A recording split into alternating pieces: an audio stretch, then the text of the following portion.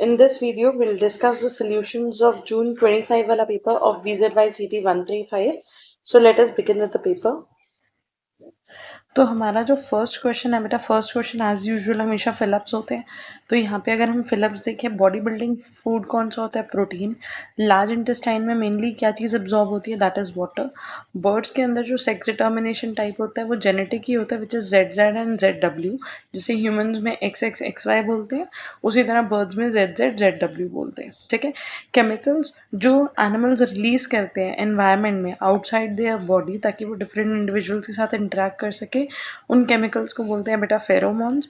उसके अलावा non protein organic molecule जो बर्ड्स मतलब non non protein organic molecule जो नॉन कोवलेंटली, यहाँ पे बर्ड्स विद नहीं होना चाहिए, that non covalently binds with apoenzyme, तो वो हो जाएगा बेटा कोएंजाइम. नेक्स्ट है match the following. Match the following में बेटा ऑक्सी हीमोग्लोबिन जो है, ये वर्ड किस चीज़ से एसोसिएटेड है? ऑक्सी हीमोग्लोबिन एसोसिएट कर रहा है लंग्स के साथ. WBCs एसोसिएट कर रहा है लिम्फोसाइट के साथ. टोटल लंग कैपेसिटी जो होती है वो अलग अलग जो हमारी लंग की वॉल्यूम्स होती हैं, जो residual volume, internal residual volume, external, तो ये जितनी भी वॉल्यूम्स होती हैं इनको ऐड करके आती है. ब्लड ब्रेन बैरियर के अंदर प्रेजेंट होते हैं सेल्स एस्ट्रोसाइट्स, और एनेरोबिक पाथवे में रिलीज होता है लैक्टिक एसिड. ठीक है. नेक्स्ट क्वेश्चन है हमारा अब second question, which is the main question, जो हमारा सब्जेक्टिव क्वेश्चन है. What are carbohydrates? Give one example of mono, di and polysaccharide. Carbohydrate को बेटा नॉर्मली सेकेराइड्स भी बोलते हैं. इसका मतलब होता है स्वीट, जिसका स्वीट टेस्ट हो.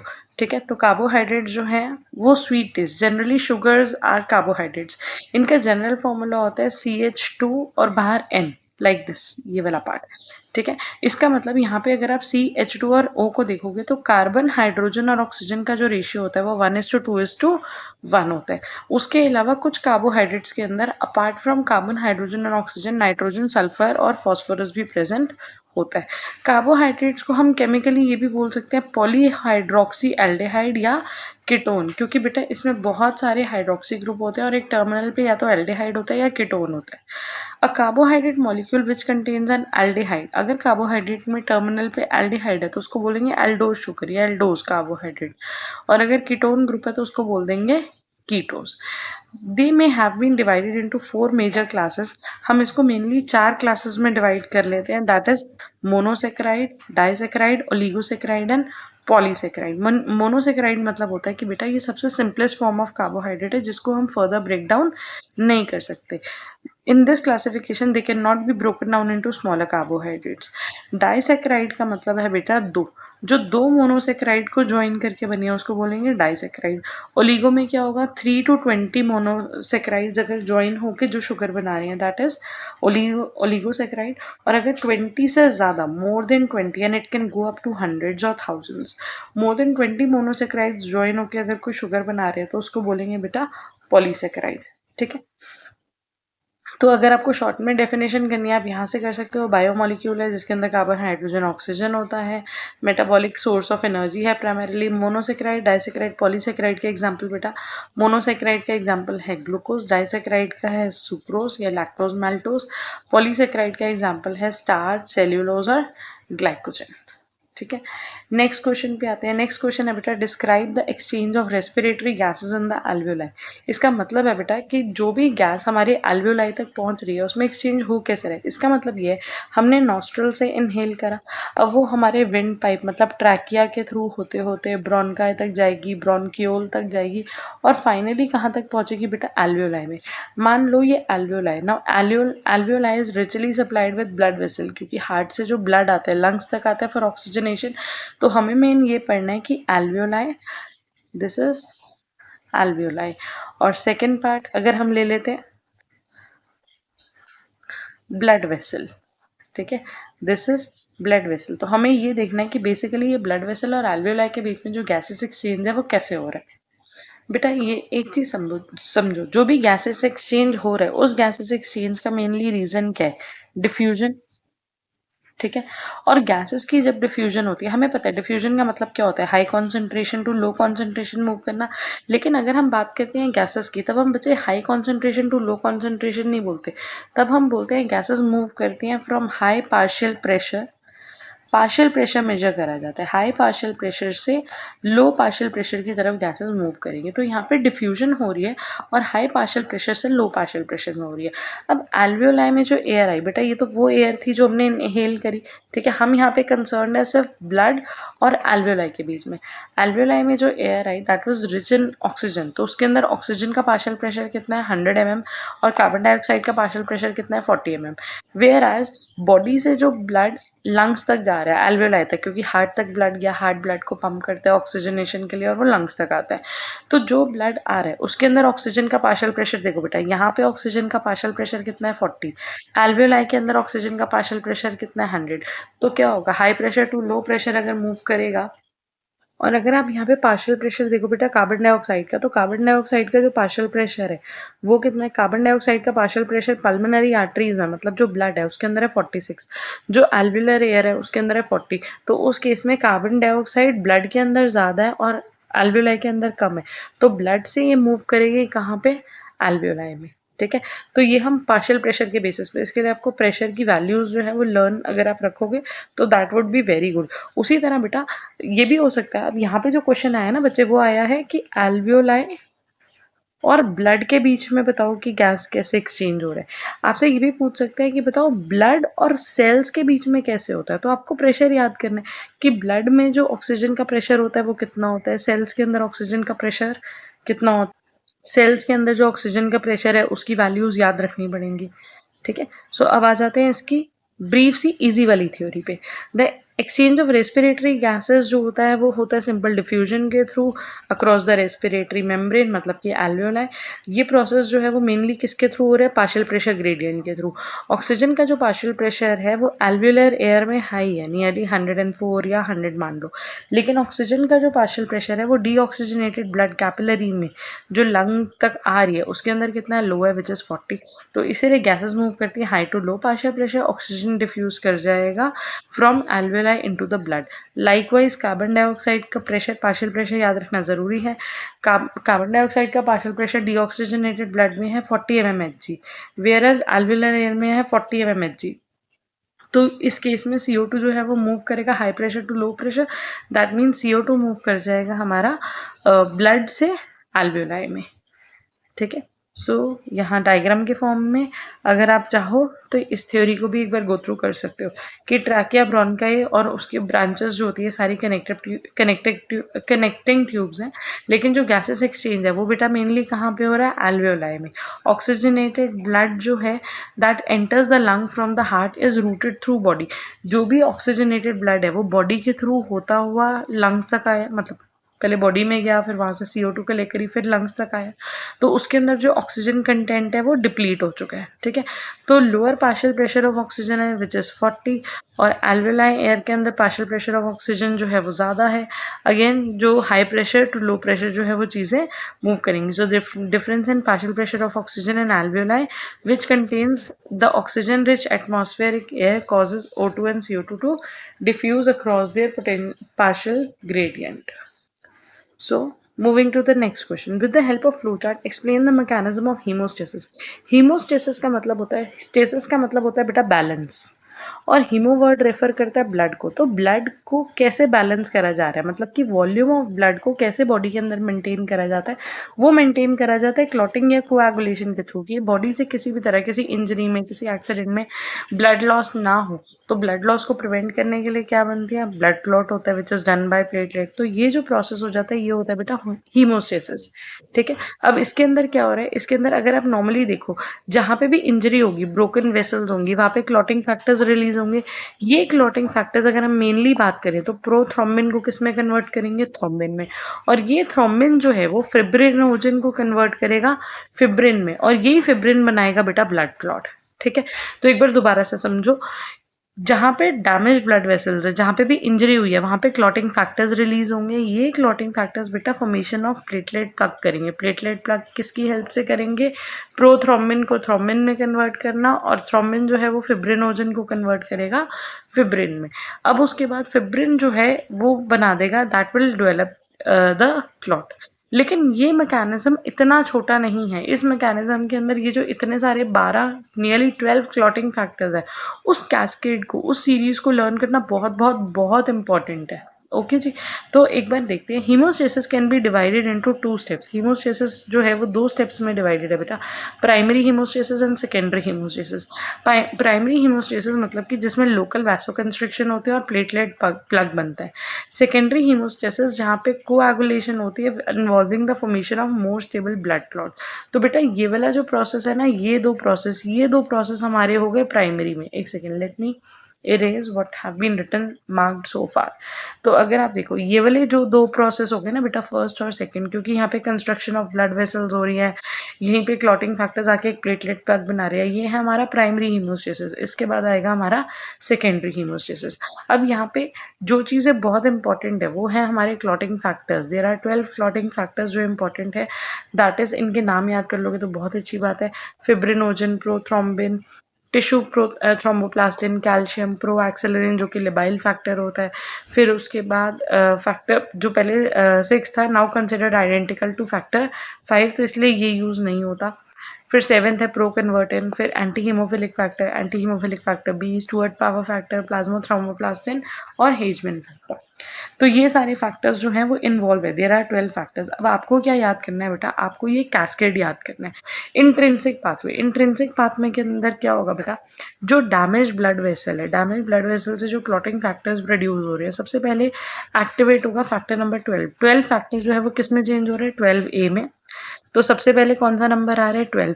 जब 12 एक्टिवेट हो जाएगा, वो किसको एक्टिवेट करेगा? 11 को। तो 11 चेंज हो जाएगा 11A में। उसके बाद एक्टिवेट हो जाएगा बेटा फैक्टर नंबर 9। तो सबसे पहले एक्टिवेट हुआ 12, 12 ने किसको एक्टिवेट करा? 11, 11 ने किसको एक्टिवेट करा? 9। फैक्टर 9 जो है, जो एक्टिवेटेड फॉर्म है, वो फैक्टर 7 के साथ जाके एक कॉम्प्लेक्स बना देगा। ये कॉम्प्लेक्स जो है वो फैक्टर 10 को एक्टिवेट करेगा। ठीक है। अब फैक्टर 10 जब एक्टिवेट हो जाएगा तो वो फैक्टर 5 की प्रेजेंस में एक्ट करेगा प्रोथ्रोम्बिन में, और प्रोथ्रोम्बिन को कन्वर्ट कर देगा थ्रोम्बिन में। तो 12 एक्टिवेट हुआ, 12 ने एक्टिवेट करा 11 को, 11 ने एक्टिवेट करा 9 को, 9 वाला जो एक्टिवेट हुआ था वो जाके ऐड हो गया फैक्टर 7 के साथ। जब ये दोनों मिलके कॉम्प्लेक्स बना देते हैं तो ये एक्टिवेट करेंगे फैक्टर 10 को। Factor 10 in the presence of factor 5 prothrombin को कन्वर्ट कर देगा थ्रोम्बिन में, जो बाद में फिब्रिनोजन को कन्वर्ट कर देगा फिब्रिन में, in the presence of again activated factor 12। ठीक है।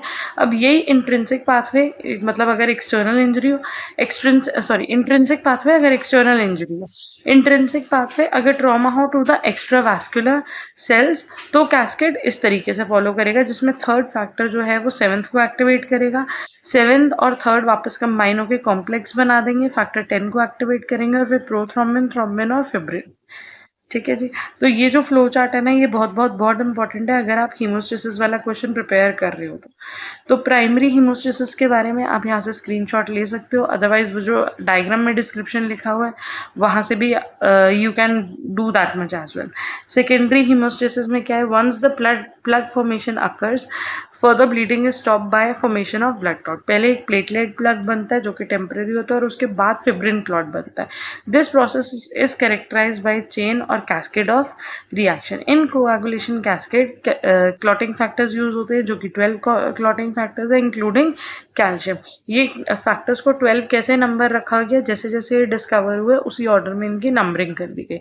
इसके अलावा clotting factors are mostly plasma protein and are synthesised in liver, and vitamin K is also required for their production. तो विटामिन के भी हमारी बॉडी में ज़रूरी होता है। क्यों? क्योंकि वो कोएगुलेशन में हेल्प करता है। कैसे करता है? वो क्लॉटिंग फैक्टर्स के सिंथेसिस को करता है। और जो अभी हमने ऊपर फ्लो चार्ट पढ़ा था उसी का बेटा ये एक्सट्रिंसिक पाथवे का डिस्क्रिप्शन है और ये इंट्रिंसिक पाथवे का डिस्क्रिप्शन है। नेक्स्ट क्वेश्चन है, briefly explain the animal groups based on their excretory product. बेटा एक्सक्रीटरी प्रोडक्ट की बात करें, बॉडी से जब भी एक्सक्रीट होता है तो एक्सक्रीट में होता है नाइट्रोजनस वेस्ट। एक्सक्रीशन है क्या? जिसमें हमारी बॉडी में यूरिन प्रोडक्शन हो रही है। ठीक है, और उसमें बॉडी से क्या रिलीज होता है, nitrogenous waste. Nitrogenous waste can be of 3 types, it can be ammonia, it can be urea और it can be uric acid. लेकिन हर एक ऑर्गेनिज्म के अंदर तीनों वेस्ट नहीं हो सकते। अब जैसे मैमल्स हैं या हम लोग हैं, हमारी बॉडी के अंदर जो वेस्ट रिलीज होता है वो रिलीज होता है यूरिया। ठीक है, तो on the basis of nitrogenous product हमारी बॉडी से कौन सा निकल रहा है, the organisms are classified into 3 categories, that is ammonotelic, ureotelic and uricotelic. और नाम से ही पता चल रहा है अमोनोटेलिक वो है जो जिनकी बॉडी से अमोनिया एक्सक्रीट होता है, यूरियोटेलिक में यूरिया एक्सक्रीट हो रहा है, और यूरिकोटेलिक में वो जिनका यूरिक एसिड एक्सक्रीट हो रहा है। तो अमोनोटेलिक की अगर बात करें, ammonia is highly toxic and requires large amount of water to eliminate. तो अमोनिया जब रिलीज हो रहा है तो उसके साथ जितना ज़्यादा अमोनिया होगा उतना ही ज़्यादा वाटर भी रिलीज हो रहा है, क्योंकि अमोनिया के साथ वाटर का ज़्यादा रिलीज होना बहुत ज़रूरी है। एंड अमोनोटेलिक एनिमल्स में कौन आ जाते हैं, इक्वेटिक एनिमल लाइक फिशेज और या फिर एम्फीबियंस। यूरियोटेलिक, यूरिया अमोनिया के कंपैरेटिवली बेटा लेस टॉक्सिक है, तो उसमें वाटर एक्सक्रीट होता है साथ में, बट उतना नहीं होता जितना अमोनिया के केस में होता है। ठीक है, कंपैरेटिवली लेस वाटर होता है। ये होता है एग्जाम्पल मैमल्स में, टेरेस्ट्रियल एम्फीबियंस में और मरीन फिशेज में। लास्ट है बेटा यूरिकोटेलिक। यूरिकोटेलिक है लीस्ट टॉक्सिक, तो इसके अंदर जो वाटर है वो मिनिमम या नहीं हो रहा रिलीज, बेसिकली सारा वाटर जो है वो कंजर्व हो रहा है बॉडी के अंदर। तो यूरिकोटेलिक ऑर्गेनिजम्स में जब एक्सक्रीशन होती है तो वो पेस्ट या पेलेट की फॉर्म में रिलीज होती है, and this happen mainly in birds और insects. The fourth question is बेटा, discuss the role of juxtaglomerular apparatus in the mammalian kidney। JGA भी जिसको बोलते हैं, मतलब कि juxtaglomerular apparatus। बेटा हमारी जहाँ नेफ्रॉन होती है, मतलब किडनी के अंदर मेन फंक्शनल यूनिट क्या है, नेफ्रॉन। नेफ्रॉन के आसपास जो ब्लड वेसल्स होती हैं उसी में से कुछ ब्लड वेसल्स को बोला जाता है JGA, juxtaglomerular apparatus। ये स्पेशलाइज स्ट्रक्चर है जो फॉर्म होता है where DCT touches the efferent arteriole, जहाँ पे distal convoluted tubule efferent arteriole को टच कर रही है, तो वहां पे जो टिब्यूल का पार्ट, आर्टेरियोल का पार्ट है, वो बनाता है बेटा JGA। JGA का इंपॉर्टेंट रोल होता है ब्लड प्रेशर को रेगुलेट करने में और ग्लोमेरुलर फिल्टरेशन को रेगुलेट करने में। मान लो suppose if the blood pressure या फिर ब्लड वॉल्यूम ड्रॉप हो जाती है, तो जुक्स्टा ग्लोमेरुलर एपरेटस के जो मैक्यूला डेंसा सेल्स होते हैं वो उस लो ब्लड प्रेशर को डिटेक्ट करके फिर ग्रैन्युलर सेल्स को एक्टिवेट करते हैं ताकि एक एंजाइम प्रोड्यूस हो सके, रेनिन। अगेन सुनो, अगर सपोज करो ब्लड प्रेशर रिड्यूस हो जाता है, तो ब्लड प्रेशर रिड्यूस होने में बेटा JGA के कौन से सेल्स एक्टिवेट होंगे, मैक्यूला डेंसा। मैक्यूला डेंसा ही डिटेक्ट कर पाते हैं कि ब्लड प्रेशर लो है। मैक्यूला डेंसा जब एक्टिवेट हो जाएंगे या डिटेक्ट कर लेंगे कि ब्लड प्रेशर लो है, तो वो किसको स्टिमुलेट करेंगे, ग्रैन्युलर सेल्स को स्टिमुलेट करेंगे। ग्रैन्युलर सेल का काम क्या, ग्रैन्युलर सेल का काम है रेनिन प्रोड्यूस करना। रेनिन एक एंजाइम है।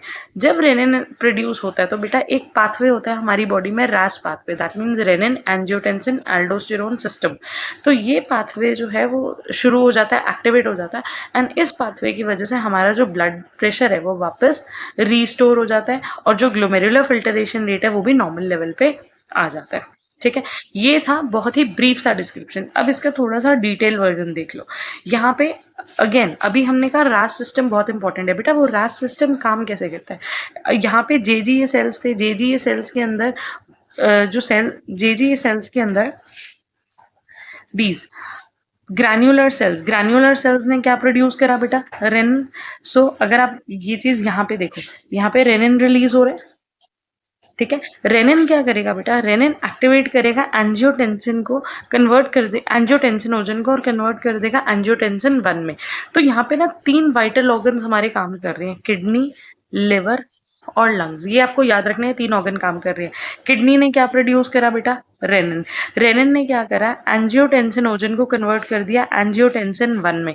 तो एंजियोटेंसिनोजन आया कहाँ से था, लिवर से था। तो दूसरा ऑर्गन ने क्या काम करा, लिवर एंजियोटेंसिनोजन बनाता है, उस एंजियोटेंसिनोजन को रेनिन कन्वर्ट कर देगा एंजियोटेंसिन 1 में।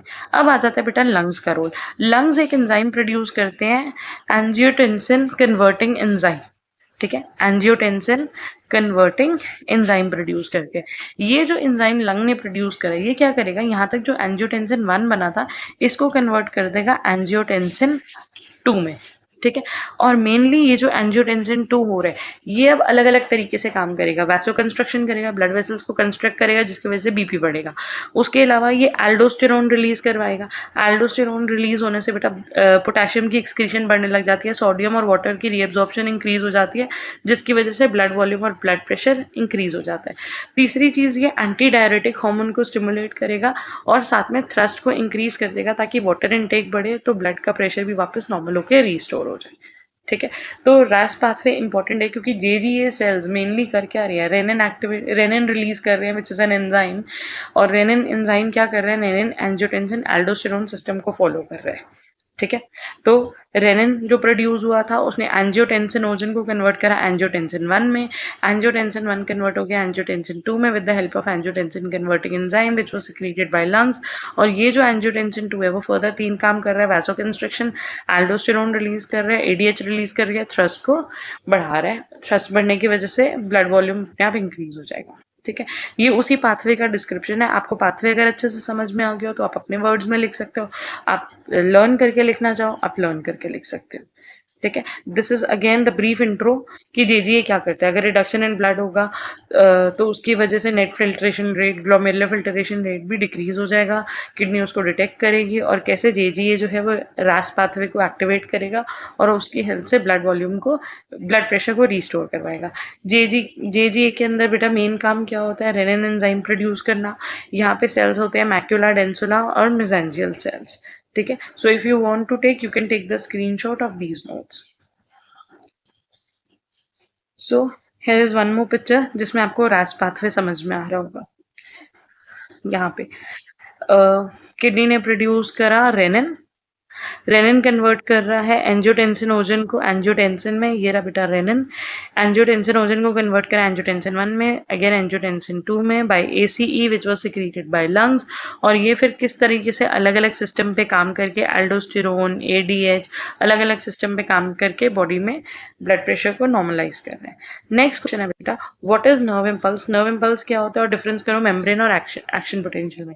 नर्व इम्पल्स होता है बेटा एक इलेक्ट्रिकल सिग्नल जो ट्रैवल करता है अलोंग द एक्सॉन, मतलब न्यूरॉन्स में जो इलेक्ट्रिकल सिग्नल, जो मैसेज ट्रांसमिट हो रहे हैं, वही नर्व इम्पल्स है। ठीक है। अब अगर हम बात करें रेस्टिंग मेम्ब्रेन पोटेंशियल और एक्शन पोटेंशियल की, resting membrane potential as the word itself says कि उस टाइम जो न्यूरॉन है वो रेस्ट पे है, मतलब वो काम नहीं कर रहा। This is the electrical charge difference across the plasma membrane of neuron when it is at rest. Resting potential पे बेटा उसका पोटेंशियल होता है -70 मिलीवोल्ट। एक्चुअली होता क्या है इस केस में, अगर हम न्यूरॉन की बात करें तो न्यूरॉन के अंदर पॉजिटिव आयंस प्रेजेंट है और नेगेटिव भी प्रेजेंट है, बाहर भी पॉजिटिव आयन प्रेजेंट है और नेगेटिव भी। अंदर बेटा होता है पोटेशियम और बाहर होता है सोडियम नॉर्मली। ठीक है। रेस्टिंग पोटेंशियल के टाइम पे बाहर क्या है, सोडियम, अंदर क्या है, पोटेशियम। अंदर कंपैरेटिवली पोटेशियम कम होता है और सोडियम ज्यादा होता है। मतलब कहने का मतलब ये है, अंदर पोटेशियम है बाहर सोडियम है, लेकिन अगर हम इन दोनों को कंपेयर करें, दोनों पॉजिटिवली चार्ज है, लेकिन सोडियम की कॉन्सेंट्रेशन बाहर ज्यादा है, पोटेशियम की कम है अंदर, तो अंदर नेट नेगेटिव चार्ज आ रहा है। और कितना नेगेटिव चार्ज आ रहा है, -70 millivolt, meaning inside the cell is negatively charge compare to outside. और ये बैलेंस किसकी हेल्प से मेंटेन हो रहा है, सोडियम पोटेशियम पंप की। तो जिस टाइम पे इलेक्ट्रिकल चार्जेस ट्रांसमिट नहीं हो रहे, नर्व इम्पल्स ट्रांसमिट नहीं हो रहा, उस टाइम जो न्यूरॉन है वो रेस्टिंग पोटेंशियल पे है, वैल्यू होगी -70 मिलीवोल्ट। और ये किसकी हेल्प से मेंटेन हो रहा है, सोडियम पोटेशियम पंप की हेल्प से, क्योंकि वो सोडियम को ज्यादा पंप करता है और पोटेशियम को कम इनटेक करता है। 3 सोडियम को बाहर पंप करेगा तो 2 पोटेशियम अंदर पंप करेगा, इसीलिए ये एक डिफरेंस मेंटेन हो जाता है। ठीक है। एक्शन पोटेंशियल में क्या हुआ बेटा, this is a rapid temporary reversal of the membrane potential, that is depolarisation followed by repolarisation. अब एकदम से वो चार्ज होना शुरू हो जाएगा। That occurs when a neuron is stimulated, it is the actual firing of the nerve impulse. अब यहाँ पे क्या हो रहा है, नर्व इम्पल्स जनरेट होकर ट्रांसमिट होना शुरू हो रहा है, और अब यहाँ पे पोटेंशियल चेंज हो जाएगा धीरे धीरे -70 से +30 में, क्योंकि बेटा अब यहाँ पे सोडियम आयन अंदर मूव करने लग जाएंगे। जब अंदर सोडियम आयन मूव करने लग जाएंगे तो उसकी जो नेगेटिव वैल्यू है वो कम होने लग जाएगी और पॉजिटिव वैल्यू इंक्रीज होने लग जाएगी। तो धीरे धीरे करके -70 से वैल्यू कहाँ तक पहुंच जाएगी, +30 मिलीवोल्ट तक पहुंच जाएगी। Another question is enlist B complex vitamins along with their function। बेटा B complex ना अकेला विटामिन नहीं होता। B complex जो बी कॉम्प्लेक्स जो है ना वो अकेला विटामिन नहीं है, इसका नाम हम कॉम्प्लेक्स ही इसलिए बोल रहे हैं क्योंकि इसमें बहुत सारे विटामिन बी के ही इंक्लूडेड है, जैसे कि B1 जिसको थायमिन बोलते हैं, एसेंशियल होते हैं कार्बोहाइड्रेट मेटाबॉलिज्म और नर्व फंक्शन के लिए। B2 का नाम होता है बेटा राइबोफ्लेविन, जो प्रिकर्सर होता है FAD और FMN का, और उसके अलावा रेस्पिरेशन और एनर्जी प्रोडक्शन के लिए इंपॉर्टेंट है। B3 नियासिन NADP का प्रिकर्सर है, रिडॉक्स रिएक्शंस और DNA रिपेयर के लिए इंपॉर्टेंट है। B5 पैंटोथेनिक एसिड है, जो कंपोनेंट है कोएंजाइम एक और fatty acid metabolism Krebs cycle में हेल्प करता है। उसी तरह आपको ये बाकी नाम भी याद करके इनके फंक्शन याद करने हैं बेटा। नाम याद करना ज़रूरी है क्योंकि ऑब्वियसली जब तक हम 10th या 12th तक होते हैं तब तक हम नाम स्किप कर सकते हैं, बट इस लेवल पे आई डोंट थिंक कि हमें नाम स्किप करने चाहिए। तो B6 pyridoxine, B7 biotin, B9 folic acid या फोलेट, B12 कोबालामिन। तो ये इनके नाम है और इनके फंक्शन भी बहुत ब्रीफ में दिए हुए हैं, so I think you can easily learn that. Next describe urea cycle. Urea cycle बेटा हम ऑलरेडी कवर कर चुके हैं, काफ़ी पेपर्स में आती है, ये एक इंपॉर्टेंट क्वेश्चन है। I will put the link in the description क्योंकि ये ऑलरेडी सेपरेट वीडियो में कवर्ड है। नेक्स्ट न्यूरो ट्रांसमीटर्स, कोई 4 न्यूरो ट्रांसमीटर्स बताने और उनके फिजियोलॉजिकल इफेक्ट। न्यूरो ट्रांसमीटर होता क्या है बेटा? नर्व इम्पल्स जो है वो ट्रांसमिट कैसे होता है?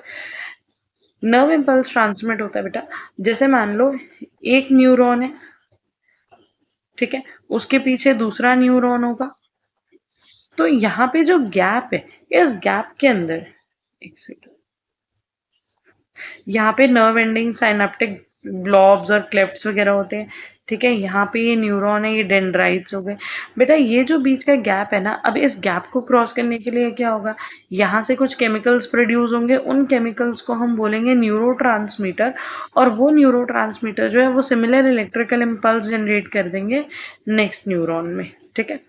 सो न्यूरोट्रांसमीटर्स क्या है? Neurotransmitters are endogenous chemical messenger जो ट्रांसमिट कर रहे हैं signal across the synapse. Synapse मतलब गैप के अक्रॉस वो मैसेज ट्रांसफर हो रहा है from one neuron to another neuron. एक न्यूरॉन से दूसरे, ऐसा भी हो सकता है कि जो फर्स्ट वाला सेल था वो न्यूरॉन हो और जो सेकंड वाला सेल था वो न्यूरॉन ना हो, के मान लो कोई मसल सेल है या कोई और सेल है जिसको न्यूरॉन इंस्ट्रक्ट कर रहे हैं, ठीक है। अब इस गैप को क्रॉस करने में कौन हेल्प करते हैं? केमिकल्स हेल्प करते हैं। उन केमिकल मैसेंजर्स को हम बोल देते हैं न्यूरोट्रांसमीटर। अगर हम 4 एग्जांपल्स की बात करें तो एक एग्जांपल एसिटाइल कोलाइन, डोपामीन, सेरोटोनिन और गाबा। गाबा मतलब कि gamma amino butyric acid. Acetyl कोलाइन क्या करता है बेटा? स्केलेटल मसल्स कॉन्ट्रैक्शन को स्टिमुलेट करते हैं और पैरासिम्पैथेटिक नर्वस सिस्टम को मतलब रेस्ट पे लेके जा, मतलब एक्टिवेट करता है। डोपामीन जो है वो डोपामीन क्या करता है? वो हमें मोटिवेट करता है और कंट्रोल करता है हमारी वॉलंटरी मसल्स को। सेरोटोनिन हमारी स्लीप साइकिल, डाइजेशन, इनको रेगुलेट करता है। गाबा ये एक इनहिबिटरी ट्रांसमीटर है। इनहिबिटरी का मतलब है ये चीज़ों को रोकता है, तो ये न्यूरल एक्साइटेबिलिटी को रोकता है और हमारी बॉडी के अंदर रिलैक्सेशन और स्लीप इंड्यूस करता है, ठीक है। तो 4 न्यूरोट्रांसमीटर के नाम एसिटाइल कोलाइन, डोपामीन, सेरोटोनिन और गाबा। नेक्स्ट है बेटा elaborate why cyclic AMP is preferred as second messenger. Cyclic AMP को सेकंड मैसेंजर क्यों बोलते हैं? आपको एक चीज ये भी याद रखनी है, सेकंड मैसेंजर, दो मेन एग्जांपल्स हम सेकंड मैसेंजर के करते हैं। एक होता है साइक्लिक एएमपी जिसको नॉर्मली ऐसे लिख दिया जाता है, और उसके अलावा अगर पूछा जाए कि कोई और सेकंड मैसेंजर का एग्जाम्पल तो वो होता है बेटा कैल्शियम आयन, ठीक है। तो सेकंड मैसेंजर का काम क्या होता है? अगर मानो बेटा यहाँ कोई सेल है, ठीक है, सेल तक कोई एक मैसेज आया, अब बाहर रिसेप्टर होंगे जो उस मैसेज को रिसीव करेंगे, लेकिन ये जो मॉलिक्यूल है ये सेल के अंदर नहीं जा सकता। तो क्या होगा, जिस रिसेप्टर ने इस मॉलिक्यूल को रिसीव करे, मान लो यहाँ पे रिसेप्टर के फॉर्म में जी प्रोटीन प्रेजेंट थे, जी प्रोटीन क्या करेंगे, जी प्रोटीन वो मैसेज अंदर सेंड करेंगे। अंदर उन्होंने किसको सेंड करा? साइक्लिक एएमपी को। साइक्लिक एएमपी बना कैसे? क्योंकि ये रिसेप्टर ने एक एंजाइम रिलीज करा था एडिनाइल साइक्लेस, और ये जो एंजाइम है एडिनाइल साइक्लेस, ये एटीपी को बेटा कन्वर्ट कर देगा साइक्लिक एएमपी में। अब इसको सेकंड मैसेंजर क्यों बोला जा रहा है? क्योंकि बाहर जो स्टिमुलस आया था, जो सिग्नल आया था, वो प्राइमरी मैसेंजर था, लेकिन वो due to any reason cell के अंदर ट्रैवल नहीं कर सकता। और अब ये जो साइक्लिक एएमपी अंदर आया, ये सेकंड मैसेंजर है, क्योंकि ये तो प्राइमरी मैसेंजर है नहीं, ये तो दूसरा काम कर रहा है। अब ये करेगा क्या बेटा? ये कैस्केड ऑफ फॉस्फोराइलेशन शुरू कर देगा। कैस्केड का मतलब होता है चेन, फॉस्फोराइलेशन का मतलब होता है फॉस्फेट ग्रुप। अब क्या हुआ बेटा, यहाँ पे अगर हम देख, ये जो एटीपी था, एटीपी किस में चेंज हो गया, साइक्लिक एएमपी में। कैसे चेंज हो गया, क्योंकि एक एंजाइम था एडेनाइल साइक्लेस, ठीक है, इस एंजाइम की वजह से। अब ये जो एएमपी है ना, ये बहुत सारे मॉलिक्यूल को, मान लो एक मॉलिक्यूल ए है, उसमें फॉस्फेट ऐड करके उसको एक्टिवेट कर देगा। जब वो एक्टिवेट होगा तो वो किसी बी में फॉस्फेट ऐड करके उसको एक्टिवेट कर देगा, बी जो है वो सी में फॉस्फेट ऐड करके उसको एक्टिवेट कर देगा, और इसी तरह करते करते जो फाइनल रिएक्शन है फिर वो होगा, ठीक है। तो क्योंकि ये रिएक्शन को क्या कर रहे हैं, एम्पलीफाई कर रहे हैं, एक कैस्केड ऑफ रिएक्शन शुरू कर रहे हैं, इसलिए क्या है, एक second message. So cyclic AMP is a second messenger because it bridges the gap between extracellular signaling and the cell's interior. बाहर जो फर्स्ट मैसेंजर आया था, जो एक्स्ट्रा सेल्यूलर सिग्नल हो रहा था और जो सेल के अंदर काम होना है, उसके बीच का जो गैप है ये वो फिल कर रहा है, ठीक है। अगर हम सिग्नलिंग प्रोसेस की बात करें तो बेटा पहले आता है फर्स्ट मैसेंजर। फर्स्ट मैसेंजर क्या है, एक एक्सटर्नल सिग्नल, मान लो कोई भी हार्मोन है, कोई भी न्यूरो है जो आके सेल की सरफेस पे बाइंड हो गया उसके रिसेप्टर से। अब ये रिसेप्टर जो है वो एक्टिवेट करेगा एक मेम्ब्रेन प्रोटीन को, जैसे मैंने बोला था कि किसको एक्टिवेट कर देता है, जी प्रोटीन को, ठीक है। जी प्रोटीन को एक्टिवेट कर दिया। जी प्रोटीन जो है उसने एक एंजाइम उसने ट्रिगर करा एक एंजाइम एडेनाइल साइक्लेस। ये एडेनाइल साइक्लेस कन्वर्ट कर रहा है एटीपी को बेटा एएमपी में by rearranging the phosphate group into cyclic structure. ATP AMP में कैसे बना, क्योंकि वो एक साइक्लिक स्ट्रक्चर में चेंज हो गया। मतलब आप सिंपल मान लो उसके अंदर कुछ स्ट्रक्चरल चेंजेस आई, ऐसे याद रख लो एटीपी चेंज हो गया साइक्लिक एएमपी पे, ठीक है। अब ये जो साइक्लिक एएमपी ये क्या कर रहा है, amplification and action. Cyclic AMP diffuse कर जाएगा सेल के अंदर और रैपिडली एम्पलीफाई करेगा by activating downstream effector. Downstream effector मतलब कि जो एक के बाद एक के बाद एक काम करते रहेंगे to alter the cell behaviour, metabolism and gene expression, ठीक है। तो फर्स्ट मैसेंजर वो था, वो लिगेंड या वो हार्मोन या न्यूरो जो इनिशियली आके सेल से बाइंड हुआ था, but it can not enter the cell itself. तो आता है रोल किसका, सेकंड मैसेंजर का, क्योंकि वो मैसेज अंदर लेके जा रहा है और एक्चुअल कमांड को फॉलो करवा रहे हैं, ठीक है। तो बेसिकली आप यहाँ से भी देख सकते हो, it is called a second messenger because it acts intracellularly to relay the signal of a primary messenger. Primary messenger जो होते हैं वो जनरली बड़े होते हैं या पोलर होते हैं, जिसकी वजह से सेल मेम्ब्रेन से पास नहीं कर सकते। वो रिसेप्टर के साथ बाइंड करेंगे, रिसेप्टर एक्टिवेट होगा, प्रोड्यूस करेगा एंजाइम एडेनाइलेट साइक्लेस या एडेनाइल साइक्लेस बोल सकते हो।